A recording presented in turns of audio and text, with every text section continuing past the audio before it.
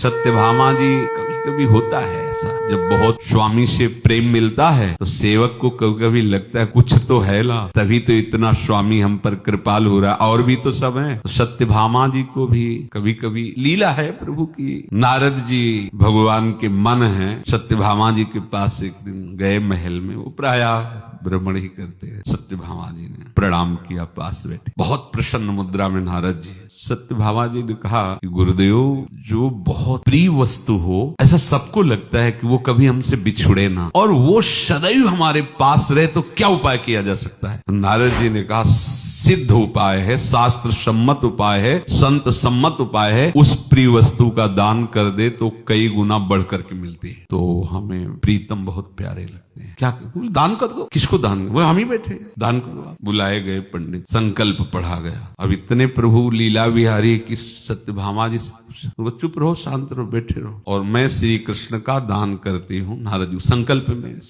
नारद जी का पकड़ो, बीणा पकड़ो। बोले क्यों? बोले दान कर दिया सत्यभामा ने, हमारे साथ चलो, जहां जहां हम चले वहां चलो हमारे साथ। सत्यभामा जी नारद जी के चरणों में लिपट गई। आप कहते थे कि प्रिय वस्तु का दान कर दो तो वो कभी बिछुड़ेगी नहीं और कई गुना बढ़ के मिलेगी, तो आप तो अभी लिए जा रहे हो, हम तो इनका एक पल भी वियोग नहीं सह सकती। तो उनका एक उपाय है, जो दान दिया है उसके बराबर कुछ दे दो तो हम इनको वापस कर देंगे। स्वर्ण आभूषण रत्न हीरा जवाहरात चलेगा ना? जी कहा हाँ चलेगा। इसी बात का गुमान हटाना था। प्रभु से कहा बैठो। प्रभु कुछ नहीं बोल रहे हो, क्योंकि प्रभु के ही मन नारद जी है। अब द्वारिका में ये बात फैल गई, सत्यभामा जी ने दान कर दिया संकल्प युक्त नारद जी को। अब नारद जी ने एक उपाय बताया कि बदले में आप स्वर्णाभूषण। रुक्मिणी जी आए और सत्यभामा जी की तरफ कि ये तुम्हें क्या सुहाई दिया, ये तुम क्या सोच रहे हो श्री कृष्ण को, इनके बराबर कुछ। खड़ी है उदास के, कैसे इसको समझे? कुछ भी बोलेंगे तो गुमान में शायद ये न समझ पाए। बड़ा तराजू लगाया गया, एक तरफ प्रभु को विराजमान किया। प्रभु नारद जी की तरफ देख के मुस्कुराए। नारद जी का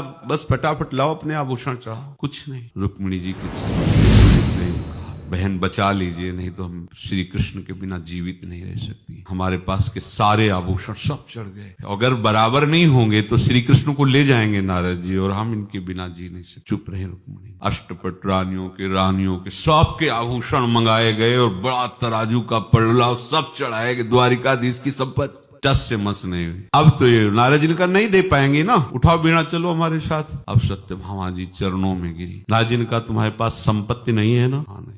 मेरी सामर्थ्य नहीं कि मैं श्री कृष्ण को किसी भी तरह से अब ले पाऊं, मेरे पास कुछ नहीं रह गया है। बोले हाँ, तो मेरे पास लिखा नाम तुलसी जी में, तुलसी के पत्ते में, वैसा बटाओ अपना हीरा जवाहरात रतन है, और कृष्ण नाम लिख के कहा इसको रख दो एक पलड़े में। जो ही रखा तो नाम का पड़ला ऐसा प्रभु ऐसे।